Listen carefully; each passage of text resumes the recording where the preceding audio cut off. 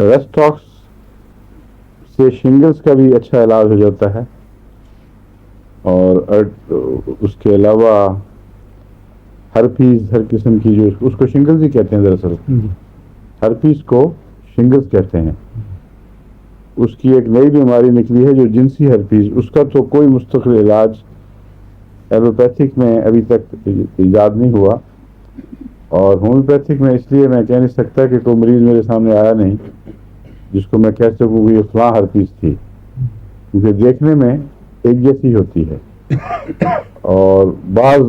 علامتیں ایسی ہیں جن کے مریض بتاتا نہیں کہ جس سے پہچان ہو سکے کہ اس کا تعلق جنسی برادری سے ہے، مگر وہ ہرپیز ایسی ہے جو ساری عمر کسی کا پیچھا نہیں پھر چھوڑتی.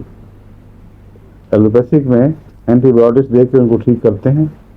اور امریکہ میں ایک اسٹڈی ہوئی ہے جس سے پتہ چلتا ہے کہ 30% امریکنوں کو وہ ہرپیز ہو گئی ہے،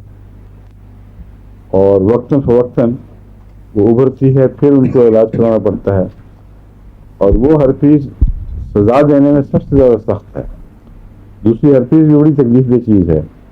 اب وہ نکلی ہے کسی کو ڈاکٹر صاحب ہرپیز، کسی کو نکلی ہے ہرپیز؟ ہاں، پاکستان میں عموماً گرمیوں میں چونکہ اعصاب ایگزاسٹ کر جاتے ہیں اس وقت ہرپیز نکلتی ہے. میرے یہاں ہاتھ پہ نکلی تھی،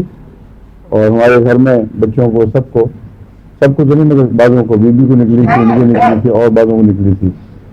لیکن وہ ہرپیز اپنے کورس میں ٹھیک ہو جاتی ہے. عام طور پر 3 ہفتے یا مہینہ لیتی ہے،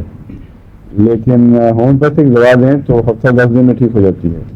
پھر دوبارہ نہیں ہوتی خوراک پھل سے. لیکن وہ دوسری میں کہہ رہا ہوں وہ بار بار آنے والی ہے، وہ پتہ نہیں کہاں اس کے جراثیم ہیں جو، یا کوئی اور ایسی خرابی ہے جس تک ان کی دوائیں پہنچ نہیں سکتی.